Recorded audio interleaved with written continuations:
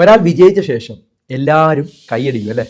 പക്ഷെ ഒരു മനുഷ്യൻ വിജയിക്കുന്നതിന് മുമ്പ് അവൻ അനുഭവിക്കുന്ന വേദനയും അല്ലെങ്കിൽ അവഗണനയും അല്ലെങ്കിൽ പരിഹാസവും പലർക്കും കാണാൻ കഴിയില്ല എന്നുള്ളത് സത്യമല്ലേ? അതിനൊരു ബെസ്റ്റ് എക്സാമ്പിളാണ് സഞ്ജു സാംസൺ.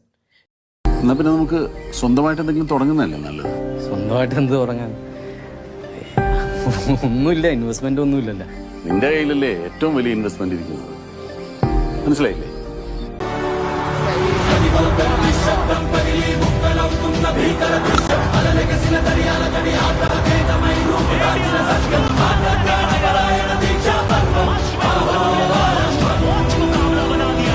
ജീവിതത്തിൽ പലർക്കും കഴിവുണ്ട്, പക്ഷേ അവസരം എല്ലാവർക്കും ഒരേപോലെ ലഭിക്കുകയില്ല.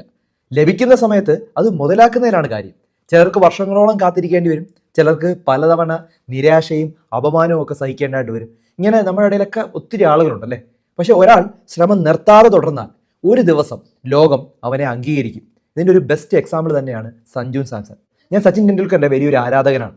90-ലെത്തുന്ന സമയത്ത് ക്രിക്കറ്റിൻ്റെ ഇത്രയും സ്റ്റാർ ആയിട്ടുള്ള സച്ചിൻ പോലും സൂക്ഷിച്ചാണ് കളിക്കുന്നത്, വളരെ പേടിച്ച് പഠിച്ചാണ് കളിക്കുന്നത്. പക്ഷേ സഞ്ജു സാംസൺ 90-ലെത്തിയപ്പോൾ ആക്രമിച്ചാണ് കളിച്ചത്. ടീമിന് വേണ്ടിയാണ് ചിന്തിച്ചത്, ഇന്ത്യക്ക് വേണ്ടിയാണ് കളിച്ചത്. വെറും 11 റൺസ് മതിയായിരുന്നു സെഞ്ചുറിക്ക്, 8 ഓവർ ബാക്കിയുണ്ടായിരുന്നു. ഒന്ന് കൊട്ടിക്കളിച്ചാൽ വ്യക്തിപരമായിട്ടുള്ള ഒരു സെഞ്ചുറി നേടായിരുന്നു. ഒന്ന് ആലോചിച്ച്, ഒരു 2020 അതും വേൾഡ് കപ്പിൽ ഒരു സെഞ്ചുറി നേടി എന്തുമാത്രം ബെനിഫിറ്റ് ആയിരിക്കും അദ്ദേഹത്തിൻ്റെ കരിയറിനുണ്ടാകുന്നത്. പക്ഷെ അദ്ദേഹം ചിന്തിച്ചത് രാജ്യത്തിന് കൂടുതൽ റൺസ് എത്രയും വേഗം നേടണമെന്നായിരുന്നു. ആക്രമിച്ച് തന്നെയാണ് കളിച്ചത്. ഇന്നത്തെ ഇന്ത്യൻ ടീമിലെ കേരളത്തിൻ്റെ ഒരു സ്വകാര്യ അഹങ്കാരമാണ് സഞ്ജു സാംസൺ. പക്ഷേ ഈ ഒരു സ്ഥാനം അവൻ എളുപ്പത്തിൽ നേടിയതല്ല. പല വർഷങ്ങളായിട്ട് അവനെ പലപ്പോഴും പലരും അവഗണിച്ചു. പല മത്സരങ്ങളിലും അവന് അവസരം പോലും ലഭിച്ചില്ല. പലരും അവനെ കളിയാക്കി, പരിഹസിച്ചു, കുറ്റപ്പെടുത്തി. സോഷ്യൽ മീഡിയയിൽ പോലും അവനെക്കുറിച്ച് നിരന്തരം വിമർശനങ്ങളുണ്ടായിരുന്നു. പല പ്രമുഖമായിട്ടുള്ള ക്രിക്കറ്റേഴ്സ് പോലും അവന് ഓവർ അറ്റൻഷൻ കൊടുക്കുന്നു എന്ന് പറഞ്ഞു. സ്ഥിരതയില്ല, അതുപോലെ തന്നെ അവൻ ടീമിൽ വേണ്ട.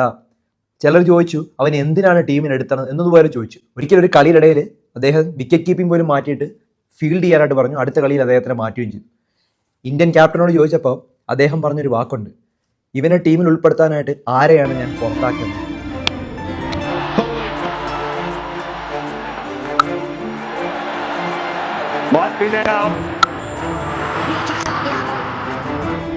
मतलब आप बोल रहे हो मैं अभिषेक की जगह पे खिलाऊं, तो मतलब तिलक की जगह खिलाऊं. ഒത്തിരി പ്രാവശ്യം ഇത്തരത്തിൽ അവഗണന അദ്ദേഹത്തിന് ലഭിച്ചിട്ടുണ്ട്.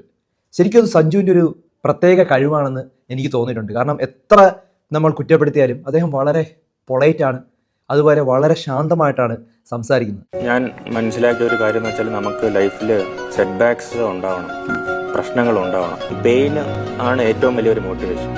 അപ്പം നമുക്ക് ഇങ്ങനെ ഇരിക്കുമ്പോഴൊക്കെ നമ്മുടെ അടുത്ത് ആരെങ്കിലും വന്ന് പറ്റൂല എന്ന് പറയുമ്പോഴാണ് നമുക്ക് തോന്നുന്നതാണ് എന്നാ കാണിച്ചു തരാം. എല്ലാവരും പറ്റും പറ്റും പറ്റും എന്ന് പറയുമ്പോൾ ഇത് ആരെങ്കിലൊക്കെ ഒന്ന് അഗൈൻസ്റ്റ് ആയിട്ട് വാ, അപ്പോഴാണ് എനിക്ക് അങ്ങനെയാണ് രസം. കേരളത്തിൽ നിന്ന് ഇന്ത്യൻ ടീമിൽ തിളങ്ങുന്ന അത്ര എളുപ്പമുള്ള ഒരു കാര്യമൊന്നുമല്ല. വലിയ ലോബികളില്ല, അതുപോലെ തന്നെ വലിയ പിന്തുണകളില്ല, വലിയ ഗ്രൂപ്പുകളില്ല. പക്ഷെ കഴിവും കഠിനാധ്വാനവും ഉണ്ടെങ്കിൽ ലോകം നിങ്ങളെ ഒരു ദിവസം കാണുമെന്നുള്ളതിന് ബെസ്റ്റ് എക്സാമ്പിൾ തന്നെയാണ്. ഇതുപോലൊരു എക്സാമ്പിൾ എനിക്ക് പറയാൻ കഴിയില്ല. അവസരം കിട്ടിയപ്പോൾ സഞ്ജു ലോകത്തെ ശരിക്കും ഞെട്ടിച്ചു. ക്വാർട്ടർ ഫൈനലിൽ വെസ്റ്റ് ഇൻഡീസിനെതിരെ അദ്ദേഹം നേടിയ 97 റൺസ്, അതും 50 ബോളിലാണ്. സെമി ഫൈനലിൽ ഇംഗ്ലണ്ടിനെതിരെ 89 റൺസ്, അതും 42 ബോളിലാണ് നേടിയത്. വളരെ ക്വിക്കായിട്ട് തുടർച്ചയായിട്ട് 2 player of the match award.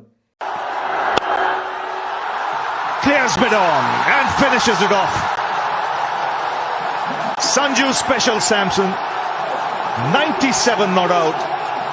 ഇതൊരു തിരിച്ചു വരവ് മാത്രമല്ല, ശരിക്കും ഇത് പല വർഷങ്ങളായിട്ട് കാത്തിരുന്ന പരിശ്രമത്തിൻ്റെ ഒരു പൊട്ടിത്തെറിയാണെന്നാണ് പറയാം. ഇന്ന് ICCയുടെ ഒരു വേൾഡ് 11 ടീം പ്രഖ്യാപിച്ചു. ആ 2020 ലോകകപ്പ് player of the tournament short ലിസ്റ്റിൽ ഇടം നേടിയ ഏക ഇന്ത്യൻ താരം സഞ്ജു സാംസൺ ആണ്. ഒന്ന് ആലോചിച്ച് നോക്കി അദ്ദേഹം എവിടെ വരെ എത്തിയെന്ന്. അവനെ വേറിട്ട് നിർത്തുന്നത് റൺസുകൾ മാത്രമല്ല. ശരിക്കും ഒരു വിജയം നേടിയ ശേഷം പോലും അവൻ സ്വന്തം പ്രശംസ പറയുന്നില്ല. അദ്ദേഹം പറഞ്ഞത് തൻ്റെ ടീമംഗങ്ങളെ പ്രശംസിക്കുകയാണ്. ശരിക്കും അദ്ദേഹത്തിന് അവാർഡ് കിട്ടേണ്ടതല്ല, ബുംറയ്ക്കാണ് കിട്ടേണ്ടതെന്ന് പോലും അദ്ദേഹം പറഞ്ഞു. കൂട്ടുകാർക്കാണ് ക്രെഡിറ്റ് നൽകുന്നത്. അത് അവൻ്റെ വിനയമാണ്. ആ വിനയം കാണുമ്പോൾ ശരിക്കും എനിക്ക് MS ധോണിയാണ് ഓർമ്മിച്ചത്. അത്രയും കഴിവുണ്ട് അദ്ദേഹത്തിന്. ആക്ച്വലി ഒരു വലിയ കളിക്കാരനെ വേറിട്ട് നിർത്തുന്നത് കഴിവ് മാത്രമല്ല, അവരുടെ ഒരു സ്വഭാവവും വിനയവും തന്നെയാണ്. I've always had a very special journey with lots of ups and downs, but I've kept on doubting myself, kept on thinking what if, can I make it, but I kept on believing, and thanks to the Lord Almighty. Sanju സാംസന്റെ ജീവിതം നമ്മോട് ഒരു വലിയ പാഠം പറയുന്നുണ്ട്. എന്താണെന്നറിയോ? എൻ്റെ മകൾ പറയുന്ന ഒരു വലിയ കാര്യം തന്നെയാണ്. Try until you get it right. നിങ്ങളെ പലരും അവഗണിച്ചേക്കും, നിങ്ങളെ പലരും പരിഹസിച്ചേക്കും, നിങ്ങളെ പലരും ഒന്നും കൊള്ളാത്തവനായിട്ട് പറഞ്ഞിട്ടുണ്ടാവും. നിങ്ങൾക്ക് പല അവസരങ്ങളും വൈകിയായിരിക്കും കിട്ടുന്നത്. പക്ഷേ നിങ്ങൾ ശ്രമം നിർത്താതെ തുടർന്നു കഴിഞ്ഞാൽ ഒരു ദിവസം ലോകം നിങ്ങളെ കാണുമെന്നുള്ളതിനോടൊരു ബെസ്റ്റ് എക്സാമ്പിളാണ്. അപ്പോൾ മറക്കരുത്, try until you get it right. വർഷങ്ങളോളം തുടർന്ന കഠിനാധ്വാനം ഒരു ദിവസം വിജയമായി മാറും. ഇന്ന് സഞ്ജു നമുക്ക് നൽകുന്നത് റൺസുകൾ മാത്രമല്ല, അദ്ദേഹം നൽകുന്നത് ഒരു പോസിറ്റീവ് ഒരു മെൻറ്റാലിറ്റിയും കൂടെയാണ്. നമുക്ക് നൽകുന്ന ഒരു പ്രചോദനമാണ്. ഒരുപക്ഷെ നാളെ അദ്ദേഹം ഇന്ത്യയുടെ ക്യാപ്റ്റനായിട്ട് വരെ മാറാം. അത്രയും കഴിവുണ്ട് അദ്ദേഹത്തിന്. ഈ ഒരു യുദ്ധഭീതിയുടെ സമയത്ത് പോലും സഞ്ജു പോലുള്ളവർ നമുക്ക് സന്തോഷവും ഒരു പ്രതീക്ഷയൊക്കെ നൽകുന്നത് വലിയൊരു സന്തോഷത്തോടുകൂടിയാണ് ഓർക്കാനായിട്ട് പറ്റുന്നത്. കേരളത്തിൻ്റെ അഭിമാനമാണ്, ഇന്ത്യയുടെ പ്രതീക്ഷയാണ് സഞ്ജു സാംസൺ. ധാരാളം ആളുകളുടെ അറിവിലേക്ക് ഇത് ഷെയർ ചെയ്ത് കൊടുക്കുക.